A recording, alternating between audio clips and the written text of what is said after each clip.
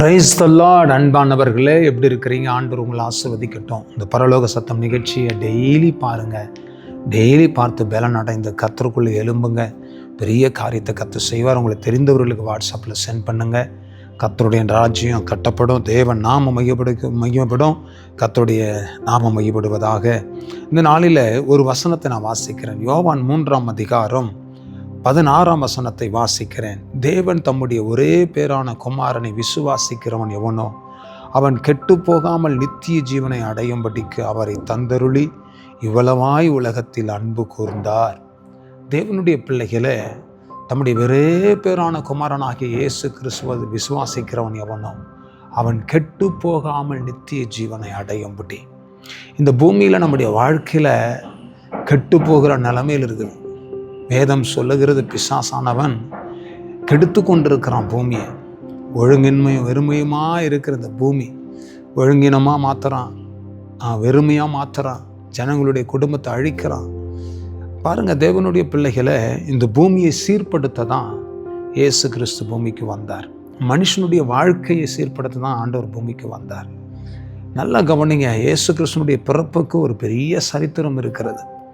அவரை விசுவாசிக்கிறவங்க யாரோ, அவரை நம்புகிறவங்க யாரோ, அவர் மேலே நம்பிக்கை வைத்து ஏசப்பா அப்படின்னு சொல்கிறவங்க யாரோ, ஜெபம் பண்ணுறவங்க யாரோ, அவங்களுக்கு கர்த்தர் நல்லவராக இருந்து வசனம் சொல்லுகிறது நித்திய ஜீவனையே அவர்களுக்கு கொடுக்கிறார். கெட்டு போகாதபடிக்கு கர்த்தர் செய்கிறார்.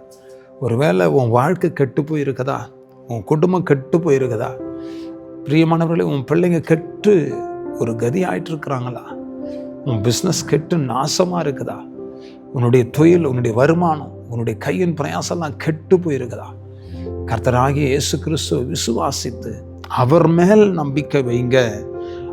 அவரை விசுவாசிக்கிறவன் எவனோ அவன் கெட்டு போகாதபடி செய்கிறார். நீங்கள் அவரை விசுவாசித்து அவரை நம்பி ஜெபம் பண்ணி பாருங்க.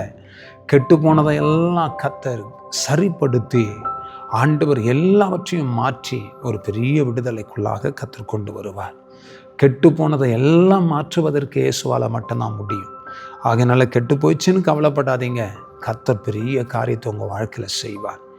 நான் உங்களுக்காக ஜெபிக்கட்டுமா? நல்ல தகப்பனே, இந்த மகனும் இந்த மகளும் உம்மை விசுவாசிக்கிறார்கள், உம்மை நம்புகிறார்கள், உங்கள் மேலே நம்பிக்கை வைத்து உங்கள் சமூகத்தில் ஜெபிக்கிறார்கள். இந்த மகனுக்கும் இந்த மகளுக்கும் ஒரு ஆண்டவரே உயிர் மீட்சியை தாங்கப்பா, ஒரு விடுதலையை தாங்கப்பா. கெட்டு போயிருக்கிற அந்த மகனுடைய வாழ்க்கை, கெட்டு போயிருக்கிற அந்த மகளுடைய வாழ்க்கை ஒரு பெரிய விடுதலை காணும்படி கர்த்தர் செய்வீராக. ஆண்டவரே, உடைய வாழ்க்கையில் அற்புதம் நடக்கட்டும்.